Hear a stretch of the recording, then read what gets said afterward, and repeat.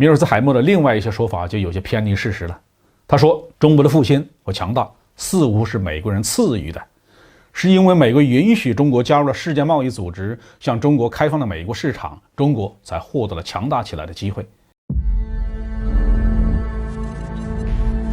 各位网友大家好，欢迎来到包明说。今天要说的这期话题是把中国放进世贸组织是对还是错。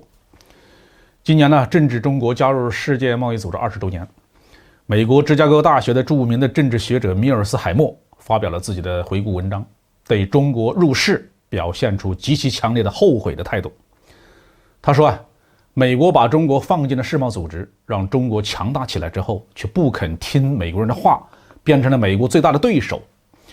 这篇文章的标题呢，叫做不可避免的对抗，美国、中国与大国政治悲剧。从文中可以看出这位米尔斯海默比绝大多数美国政客都更加的有见识他对中国的认识大约有1/3是对的。我们先来说说他正确的那部分吧。米尔斯海默认识到这样一个问题：中国的发展是独立自主的，中国追求的富国强兵的梦想是任何人、任何政治势力也不能够动摇的。美国部分政客想通过经济贸易合作的方式把中国变成美国的仆从，这种想法绝不可能得逞。古往今来，没有任何一个民族富强起来之后会心甘情愿地做其他国家的附庸，就像美国强大起来以后绝不愿意做英国的附庸一样。如果美国一部分政客确实曾经这样想过，那只能说明他们失算了。这是米尔斯海默说对了的那1/3。米尔斯海默的另外一些说法就有些偏离事实了。他说，中国的复兴和强大似乎是美国人赐予的，是因为美国允许中国加入了世界贸易组织，向中国开放了美国市场，中国才获得了强大起来的机会。那看来中国的崛起是美国赐予的，应该对美国感恩戴德才对美国并不是仅仅向中国大陆一家开放市场，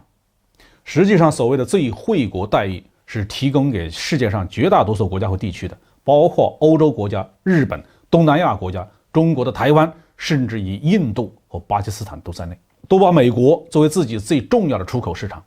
然而经过几十年的发展，为什么只有中国成为了美国最重要的进口来源地呢？为什么其他国家进入美国市场的时间还早得多却没有能够取得中国这样的成就呢？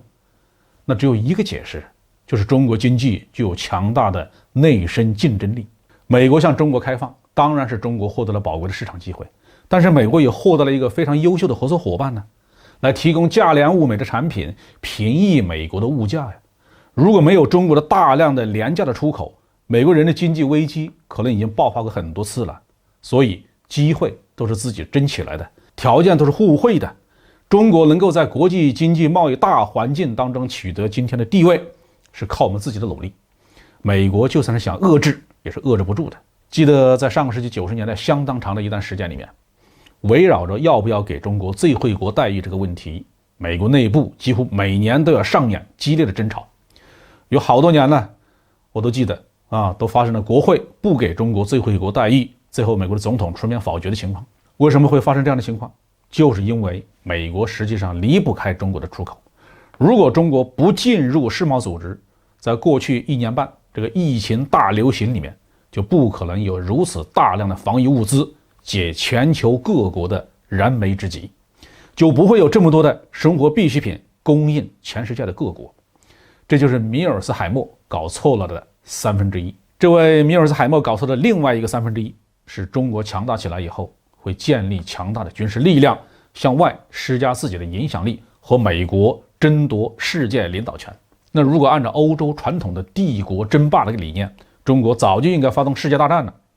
中国的军事力量已经比周边国家都强大得多。如果中美之间真的打一场全力以赴的战争，那么我们相信，至少在东亚、东南亚和东北亚地区，美国人是肯定会输得一干二净，狼狈地逃到太平洋以东去。但是中国并没有做这样的战略选择，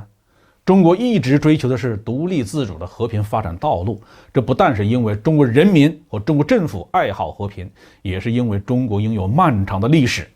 从历史当中吸取了相当多宝贵的教训。其中非常重要的一条就是靠军事手段建立和维护的帝国是不可能长久的，中国绝不寻求用武力征服他人。